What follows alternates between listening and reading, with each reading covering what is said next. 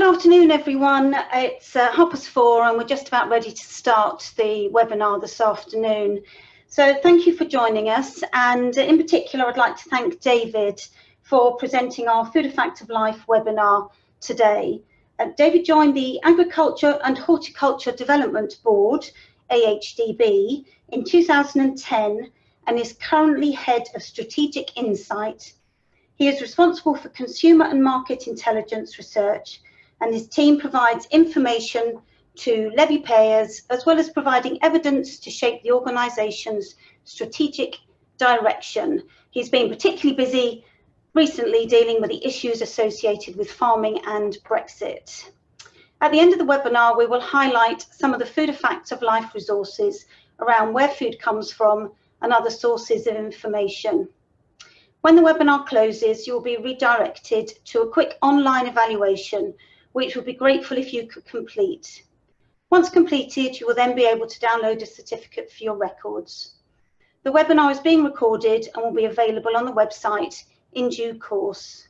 Please do ask David any questions in the chat box as we go along, and he will answer them at the end. So this is just, I think I've probably just said all of this. So the webinar is being recorded. If you've got any questions, please type them in the chat box, and then you'll be redirected to an evaluation at the end. So what we're going to do now is we're just going to pass over to David, and he's going to present our webinar for us this afternoon. So thank you very much, David. Thanks, Francis. I'm hoping everyone can hear me okay. I joined you from an office block just outside Coventry, and it's a bit rainy and horrible here, so hopefully it's a bit nicer where you are in the world. What we're talking about today is food security, provenance and quality in the UK. So this is really about where food comes from and why. So I'm going to be talking hopefully for about 25 minutes or so and giving you quite a broad overview of the farming end of things. As Francis says, happy to take on board any questions, so there will be some time for that at the end. Right, I'm hoping the slides now move forward. Yes, hurrah. Okay, so I suspect most of you wouldn't have heard of the Agriculture and Horticulture Development Board. So just a bit of background in terms of who we are. So AHDB is a statutory levy board. So we're funded by farmers, growers and others in the supply chain. We cover the majority of UK agriculture. And basically, in exchange for the funding we receive from farmers, we provide them with guidance and support to help them become more productive and more sustainable in the future. We do have quite a close relationship with Food A Fact of Life as we part fund Food A Fact of Life, and we provide some resources as well, which Francis will talk about at the end. So in terms of food self-sufficiency and food security in the UK, historically, we've tended to think about food security in terms of UK supply and demand. So we have some of the best farms in the world, but given this, we're only around about 60% self-sufficient for food production. And that level of self-sufficiency is dropping, or has dropped in recent years. On this slide, you can see how it varies for some different types of products. So our self-sufficiency does vary quite a bit. So here we look at a range of livestock sectors. So you can see for sheep meat, there's around about 35 million sheep in the UK. And we are actually more than sufficient in terms of our needs. We produce 101% of the UK's needs. So there is a sort of net export of sheep meat from the UK. But that isn't the case here for the majority of other areas. So pigs really just jump out here. We're only 61% self-sufficient. So the UK has to import quite a lot of pig meat each year in order to meet the needs of consumers on our market.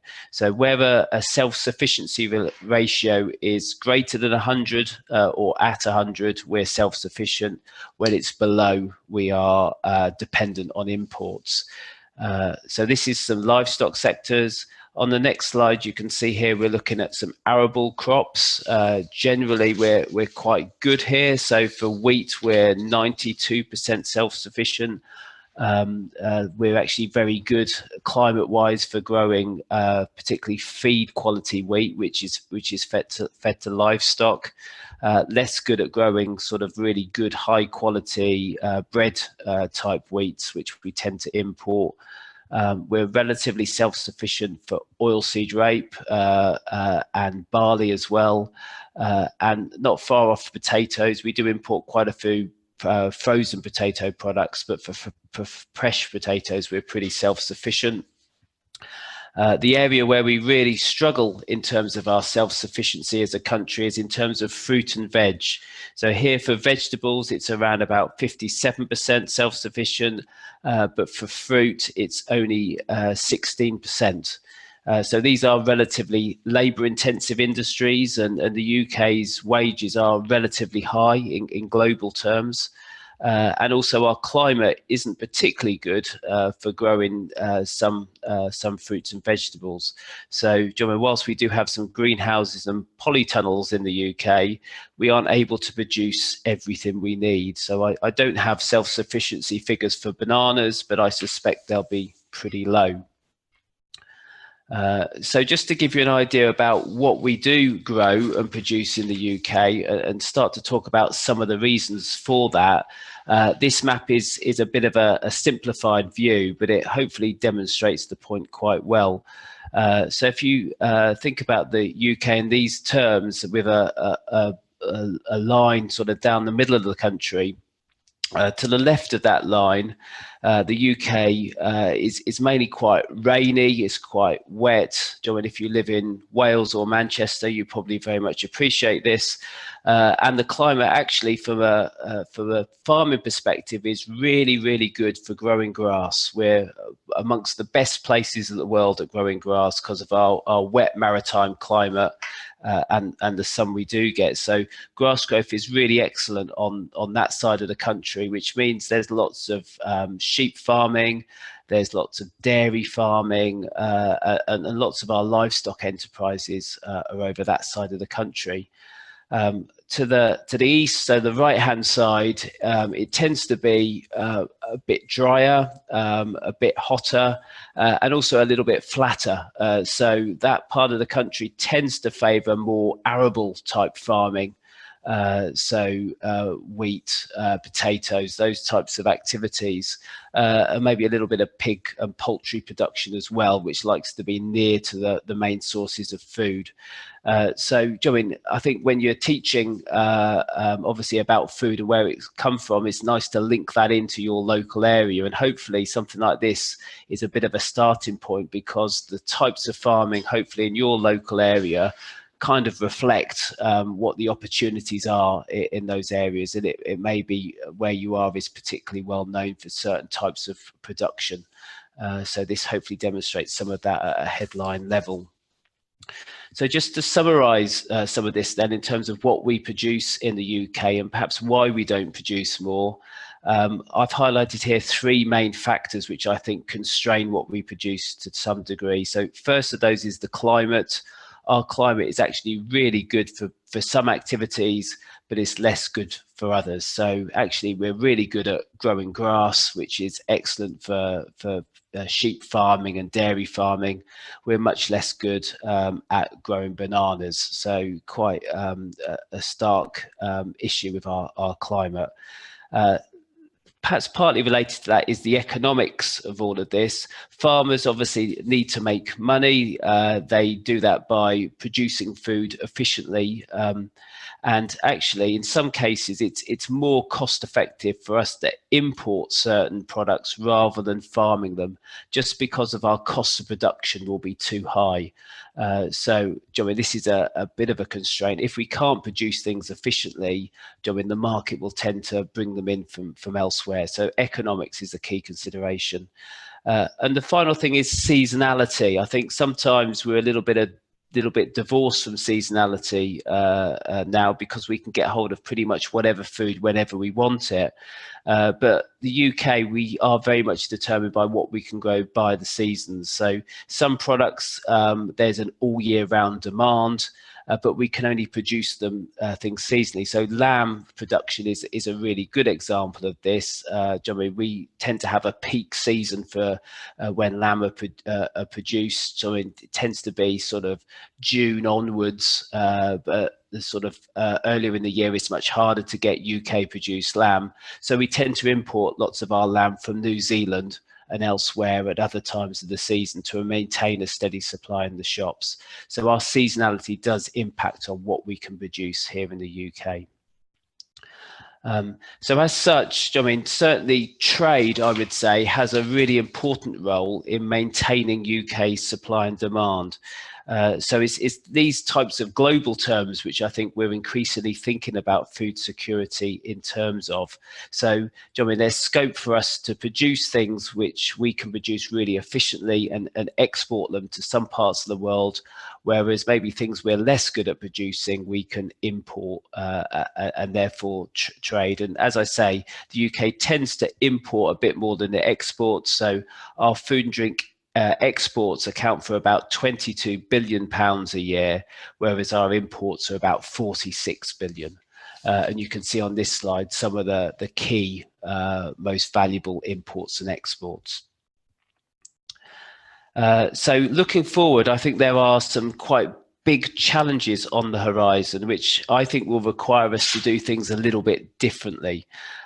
So I'm just going to go through some of those now. And for me, there's probably a need for us to be a bit more self-sufficient within the UK because of these big challenges. So the first of those is around world population growth, which we all hear quite a bit about. You can see on this graph that the red line here is the rate of population growth per year, and you can see actually that's falling at the moment. So it's our rate of population growth is slowing, but the overall world population is growing nonetheless. So at present we're around about the 7 billion mark, and the expectation is that by 2050 we will be around about 9 billion people on planet Earth. And linked to that population growth, we know that people are also getting wealthier. Their earnings are increasing over time as the global economy grows. And that does have an impact on the types of food they consume. So what we see globally is there's actually increased demand for meat and dairy products in many parts of the world. And that means we'll have to produce more food over the next 20 or 30 years in order to feed these mouths. So there's quite a big challenge there for us to produce more food. And the UK arguably needs to play a role in increasing food production. Linked to that, at the same time, we're expecting the need to grow more to increase. We know we'll have to produce more with less because of climate change. So there's a whole range of different models out there, but most of them tend to show that there's going to be a hotter and drier future in many parts of the world. Now, the UK is actually very well positioned here. We're in a temperate zone of the world, which is going to be less affected than many areas. And that, I think, means we're going to be less able to rely on other parts of the world in feeding us. And the UK will need to play a bigger role going forward. So I think the UK will need to make the best use of the productive land we have available and increase our productivity. And that's a huge challenge. We're going to have to increase our productivity in a sustainable way in order that we don't cause climate challenges to the world. So there's a big issue and a big challenge for us here. But really, there's a number of things we will have to overcome if we are to increase our production in the UK. And we can only feed more of our population if consumers buy British. And this is likely to be a challenge, because whilst we know that shoppers like the idea of buying more British food, there's often a bit of a gap between what people say in surveys and what they actually do in store. So this is some survey evidence from IGD, and I mean, most people happy to agree that they would pay a bit more for British if they think supermarkets should sell more British food, so on and so forth, which is really positive sentiment. But as you'll see on the next slide, when we actually do research in store with shoppers and ask them about what determines the products they choose, it tends to be three things which dominate. It tends to be all about price. So, John, what's the price? What's the perceived value of the product? Is it on offer at 2 for 1? Those types of things. That's by far and away the largest concern. Secondary to that is quality. So, John, is the product perceived to be a good quality product? Is it a particular brand that they're used to buying? Those types of things. And finally, it's quite a practical consideration around pack size. So these sort of practical type front of mind thoughts tend to dominate pricing decisions.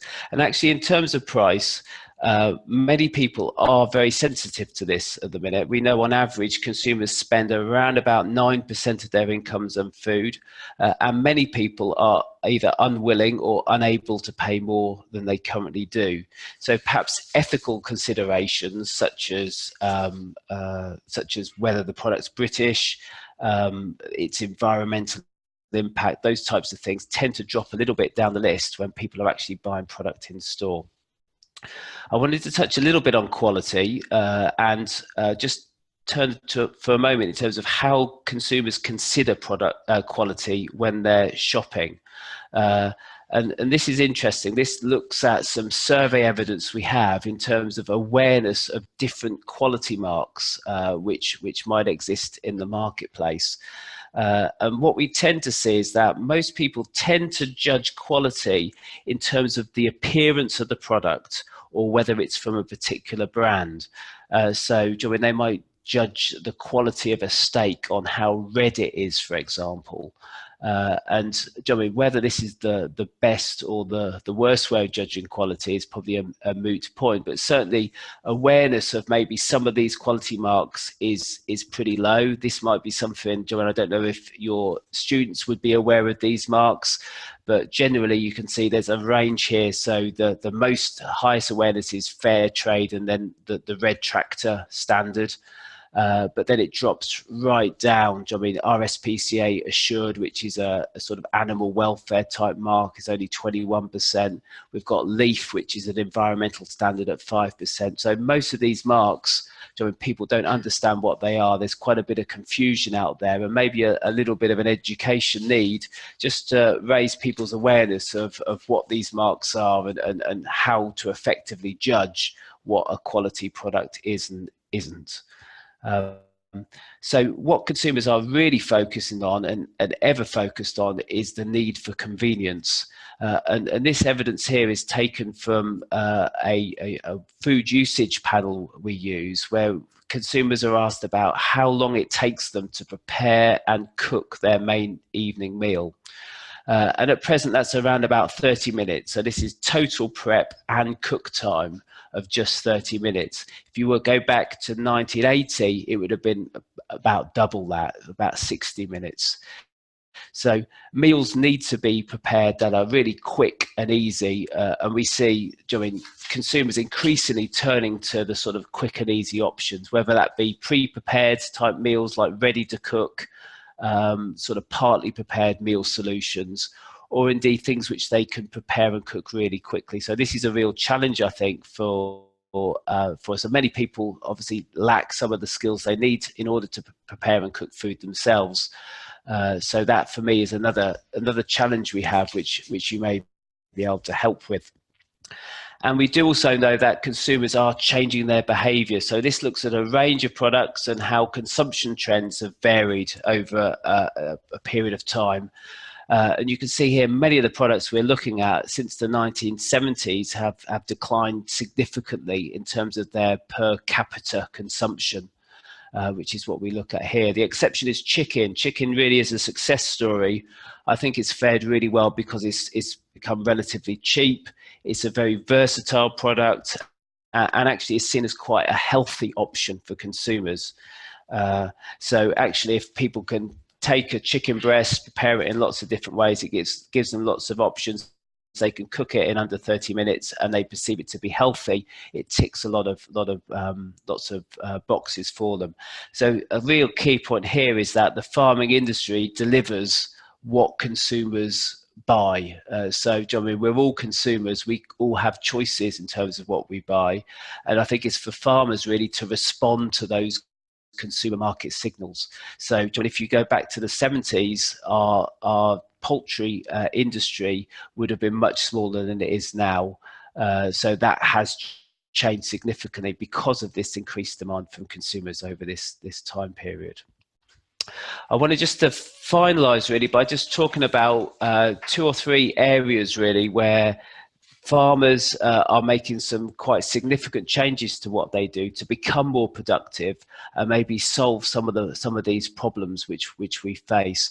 So the first of these is a project which is called the Handsfree hectare, which went on at Harper Adams University, and really this was all about farming becoming much more efficient, much less labour intensive, and doing things a bit differently. So what the researchers on this project managed to do is develop a whole range of automated remote machinery, which basically meant farmers didn't have to go into the field. So they cordoned off a hectare and farmed that hectare remotely.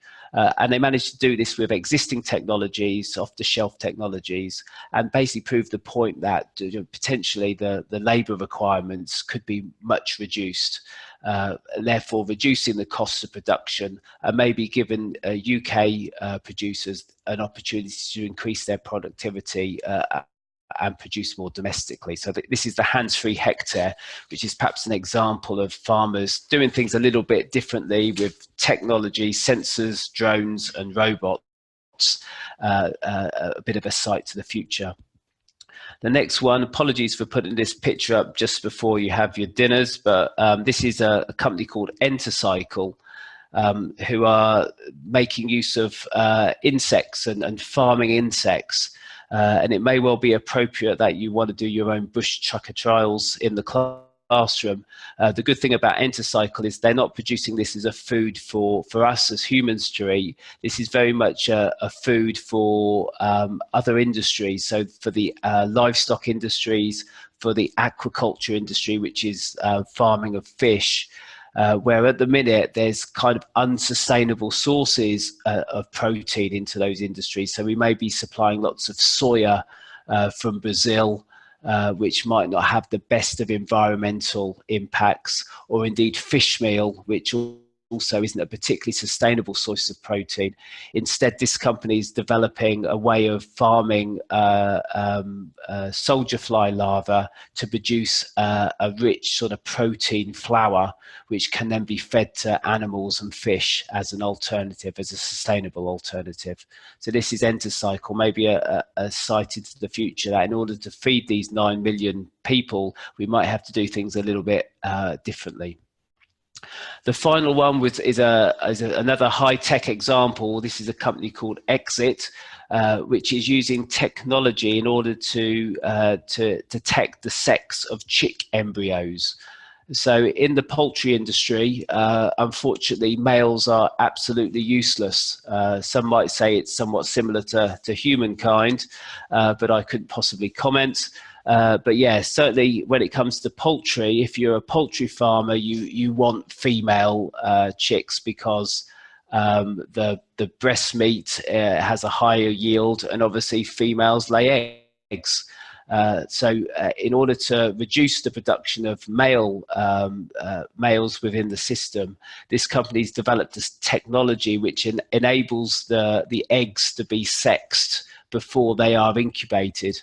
And the waste product can be used in secondary markets. It can be used in animal feed, but it saves a lot of money on incubation. It saves a lot of money on people manually having to sex the chicks once they're born, and it's a much more efficient and effective way of producing it. Again, this type of technology is not allowed within the EU at the minute, so it only operates in certain parts of the world. but there's potentially a technology here that allows the industry to become much more efficient and reduces environmental impact. So that's biotechnology at exit. So I was just going to finish with a bit of a summary before I hand back to Francis to see if there's been any questions. So please do send us some questions if you have any. So my summary really is that, firstly, I think at the beginning we looked at what the UK produced, and certainly we are dependent on food imports in order to maintain our food security. So there are some products which we're not particularly good at producing, and therefore we import them, whereas there are some things which we do tend to export onto the world market. Now, there are some very good reasons for us to import, such as the climate, such as economics, and also seasonality of production. And within that, consumers obviously have a really key role to play. So the industry will produce what consumers aim to buy. So as consumers, we can all impact on the agricultural industry. And hopefully I've highlighted that there's some really big challenges on the horizon for farming. Global population growth and climate change are massive challenges for our food producers. And there are a number of innovative solutions which I touched on, which might potentially be things we need to consider in the future to solve some of these big challenges. So hopefully I've kept to time, and we've got a little bit of time left for some questions, but I'll hand back to Francis now. Thank you, David. That was really, really interesting. I'm just going to take back control of the screen, so then hopefully I'll be able to move on the slides. Please do put any questions that you might have in the chat box. We've got one question already, David. I don't know if you can see that. We'll come back to that at the end. But so I'm just going to quickly just go through some of the resources that you might find on the New Food A Fact of Life website, which would be useful for thinking about where food comes from.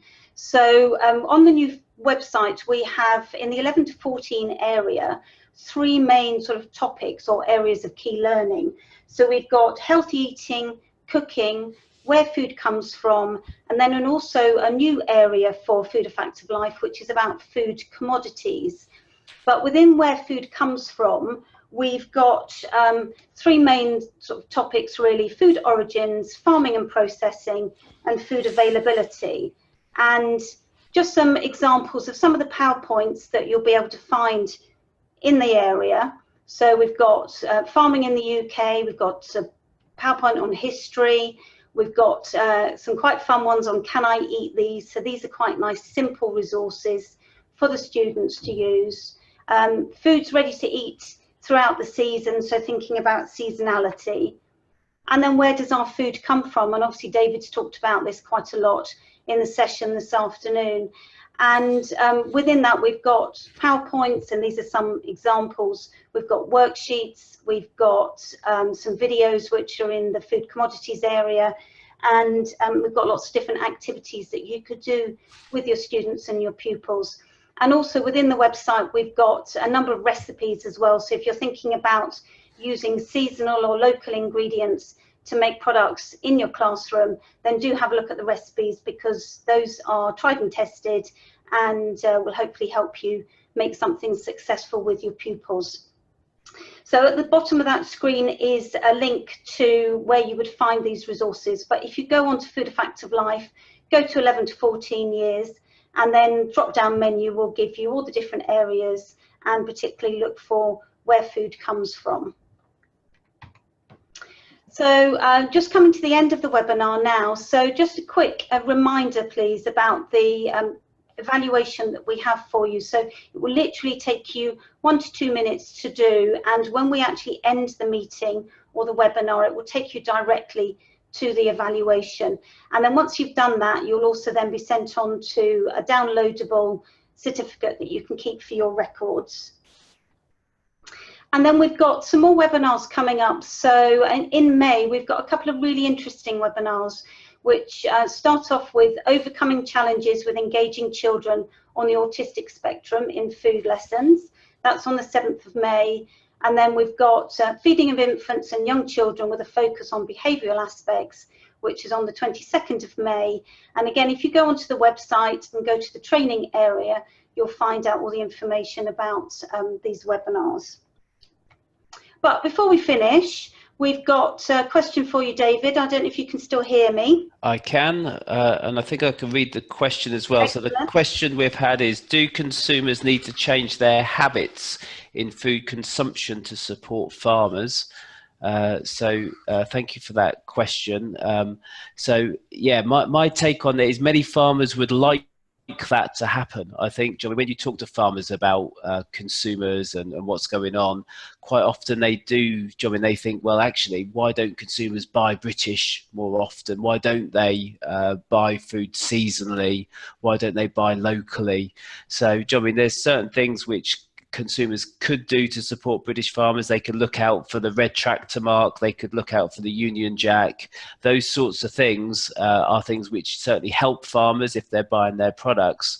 But I think generally it's for the farming industry to respond to consumers rather than the other way round.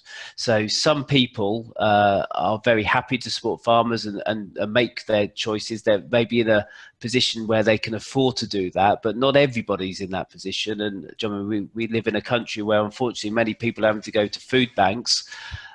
So actually, I think the bigger challenge here is actually for farmers to respond to what consumers want. And there's a bit of a two-way process there, but part of our role at AHDB is helping consumers understand what's going on with, helping farmers understand what consumers need, what they're buying, what their perceptions are with the products which they produce, and how they can better meet consumer needs. Great, thank you, David. Right, so I think that's probably all of the questions. So thank you very much, David. A really, really fascinating webinar this afternoon, and some really good information for the teachers to take back to their lessons and their pupils. And there's also a comment there from Joe saying that your webinar's been useful for catering too, so that's great. So thank you very much. I'm going to end the meeting now. You should be taken straight to the evaluation, and do join us again in May for our next webinars. So thank you very much, David, and bye-bye from us here at BNF.